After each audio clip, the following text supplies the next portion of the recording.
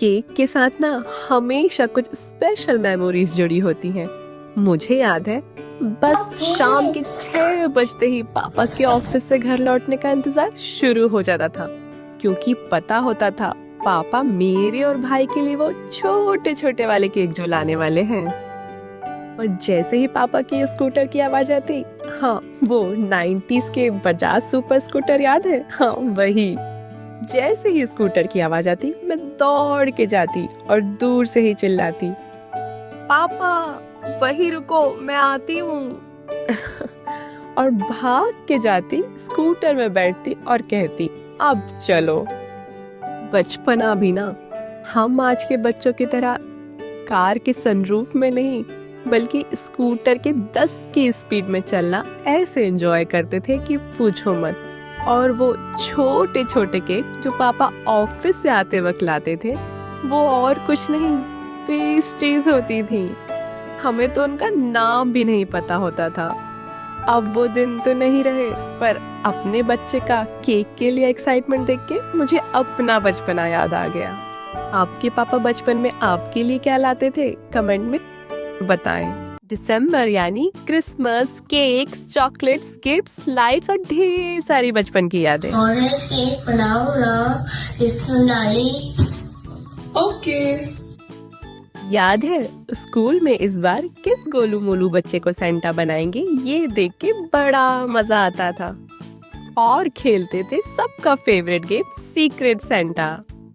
किस सेंटा के पास मेरा गिफ्ट होगा, इस बात की बड़ी एक्साइटमेंट होती थी। आई रिमेम्बर, बचपन में क्रिसमस की रात को नींद ही नहीं आती थी। ये मासूमियत, ये विश्वास कि कहीं दूर बादलों के बीच सचमुच रेनडियर स्ले में सेंटा आएगा। कुछ बातें कभी पता ना चले, यही अच्छा होता है ना? ऐसे हम सब की लाइफ में भी कोई तो सेंटा होता है जो हमारी सारी विश पूरी करता है। आपकी लाइफ का सेंटा कौन है? कमेंट में जरूर बताएं। सच बताऊं, आज कुछ भी बनाने का बिल्कुल भी मन नहीं था, लेकिन बच्चों को तो हर रोज़ कुछ नया चाहिए। ये बोल में मलाई मैंने व्हिप्ड क्रीम बनाने के लिए निकाली थी, जो कि मुझसे बनी नहीं। और ये पाइनएप्पल प्यूरी जो लास्ट केक मैंने बनाया था उसकी बची हुई थी। उसी में मैंने हाफ कप चीनी, 1 कप मैदा, थोड़ा सा मिल्क और 1 सैशे इनो का डाल के ये बैटर रेडी कर लिया। पाइनएप्पल फ्लेवर है, इसलिए मैंने आटे की जगह मैदा यूज़ किया है। और इसे मैं अप्पे पैन में बनाने वाली हूँ। इसमें आप बटर या घी अपने चॉइस के अकॉर्डिंग यूज़ कर सकते हैं। बस इस तरीके से बैटर पैन में ट्रांसफ़र करना है, और ये बात ध्यान रहे कि फ्लेम बिल्कुल लो होनी चाहिए। और बस ये कुछ कलरफुल स्प्रिंकल्स मेरे पास रखे हुए थे, ये मैंने डाल दिए। और ये 10 मिनट में हमारी super soft spongy pineapple cupcake बनके रेडी है। Enjoy. OMG, look at that piece of art.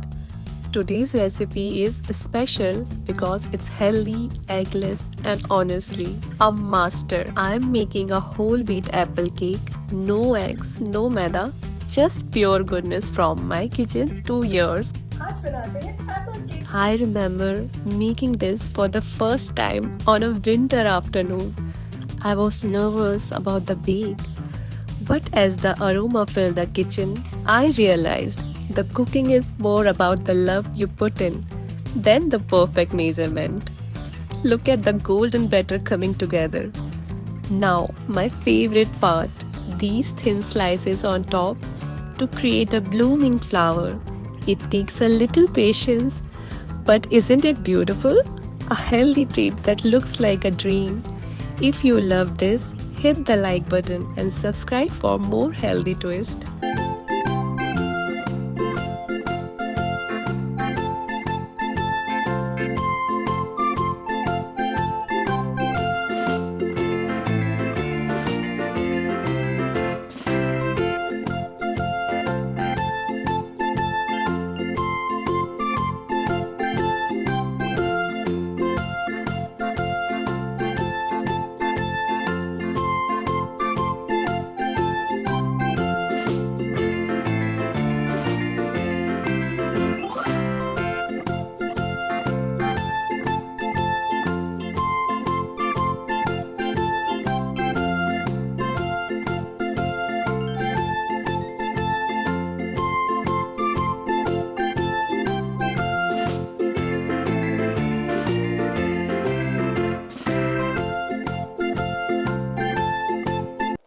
अक्सर लोग मेरे केक वीडियोस में कमेंट करते हैं कि मैं अपनी केक की रेसिपी में कभी भी बेकिंग सोडा या बेकिंग पाउडर का यूज़ क्यों नहीं करती हूँ और मैं उनकी जगह इनो ही क्यों डालती हूँ।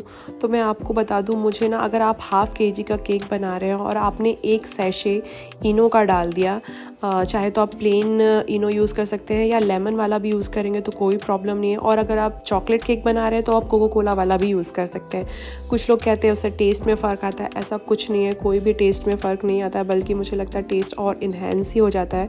और जब आप बेकिंग पाउडर या बेकिंग सोडा का यूज़ करते हैं ना, तो आपको मेज़रमेंट का बहुत ज़्यादा ध्यान देना होता है। अगर थोड़ा भी कम ज़्यादा होता है तो आपका केक पूरा ख़राब हो सकता है। तो उससे बेस्ट है इतना आपको झंझट नहीं लेना है। एक इनो सैशे लीजिए, अपने हाफ़ केजी के केक में मिलाइए और बिना किसी झंझट के एकदम स्पंजी और सॉफ्ट केक बन के तैयार होगा।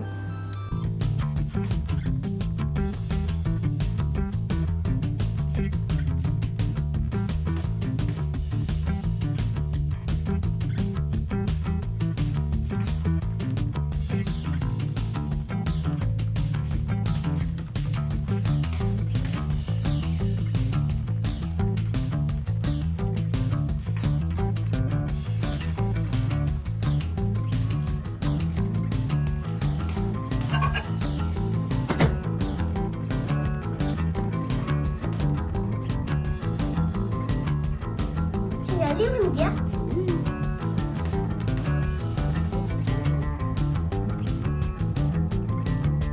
So last but not the least, इस बार मैं बना रही हूँ पाइनएप्पल केक। इस केक की कहानी थोड़ी सी डिफरेंट है, ये वीडियो ख़त्म होते होते आपको समझ में आ जाएगा। एक्चुअली मैंने अभी तक कोई भी केक विथ आइसिंग पोस्ट नहीं किया है। सो मैं सोच रही थी कि इस बार चलो icing cake with icing cake मैं पोस्ट करती हूँ। और लेकिन एक फितूर मेरे दिमाग में चढ़ा कि विप्ड क्रीम भी मैं घर में ही बनाऊँगी, जो कि मैं हर बार बाहर से लेके आ जाती हूँ। पर इस बार मैंने सोचा कि चलो विप्ड क्रीम भी घर में ही ट्राई करते हैं विथ अमूल क्रीम। जो अमूल की फुल क्रीम आती है उससे भी आप, मैंने कुछ वीडियोस देखे, उसमें भी लोगों ने बताया कि आप इससे विप्ड क्रीम बना सकते हैं। और सच बताऊँ, मैंने बहुत ट्राई किया उसको फ्रीज़ में रख के और देन उसको एक आइसिंग बोल में रख के प्रॉपर मैंने मशीन और ब्लेंडर भी यूज़ किया, बट मेरी आइसिंग नहीं बनी, विप्ड क्रीम नहीं बनी, sorry. So I don't know लोग कैसे बनाते हैं। तो फिर ये मेरा केक हाँ फिनिश नहीं हो पाया जो कि मैं बनाना चाहती थी, फुल आइसिंग। लेकिन ओके, बट ये इसका बेस बहुत ही टेस्टी बन के तैयार हुआ था। इसमें मैं आगे आपको बता दूंगी कि ग्लेज़ कैसे तैयार कर सकते हैं, जो कि मैं वो जब अगर मैं आइसिंग प्रॉपर बनाती तो उसमें मैं ग्लेज़ डालती, बट इट्स ओके नहीं हुआ। लेकिन आपको ग्लेज़ और प्रॉपर बेस सीखने मिल जाएगा। और सच बताओ तो आइसिंग में कुछ ऐसा मेहनत या क्रिएटिविटी होती भी नहीं है। तो ये मैं ग्लेज़ बना रही हूँ। ग्लेज़ आप बनाना सीख सकते हैं इससे। ग्लेज़ काफ़ी यूज़फुल होता है। जैसे जब मैं गर्मियों में मैंगो केक बनाती थी तो उसमें ग्लेज़ बहुत अच्छा लगता था। ये फ़र्स्ट टाइम मैंने पाइनएप्पल के लिए ग्लेज़ ट्राई किया और सच बताऊँ कि बहुत ही यमी बन के तैयार हुआ था। मेरा पाइनएप्पल हल्का सा बिटर था, सॉरी सॉर था, लेकिन बहुत अच्छा लग रहा था। तो आप नॉर्मल केक, स्पंज केक में भी आप ये सिर्फ ग्लेज़ का भी लाइनिंग करेंगे तो भी ये बहुत टेस्टी लगेगा। आपको हर बार आइसिंग करने की ज़रूरत नहीं है। ये देखिए, केक बहुत ही अच्छा, एकदम स्पंजी, बहुत टेस्टी बन के हुआ था। लेकिन प्रॉब्लम ये हो गई कि यहाँ पर मेरी मेमोरी फुल हो गई थी और वीडियो रिकॉर्ड नहीं हो पाया।